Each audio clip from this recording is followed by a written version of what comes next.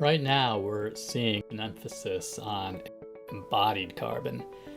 We know as the years have gone by and we have not really focused on or succeeded in reducing greenhouse gas emissions, the AEC industry has really latched on to embodied carbon as probably the most important thing for us to address over the next 10 years. There's a very interesting initiative that's been started, which is called the SE 2050 Commitment. This has been started by a group called the Carbon Leadership Forum and has been picked up by the Structural Engineering Institute's Sustainability Committee, which I co-chair.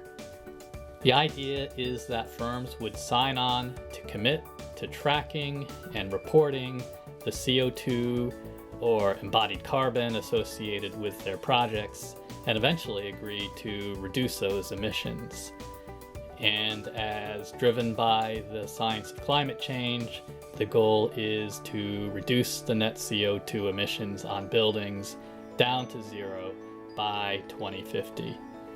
So the next step is that we will develop a program that structural firms can sign on to. The requirements will likely be to create a sustainability plan addressing how each company will work to get to net zero. It'll include a reporting commitment.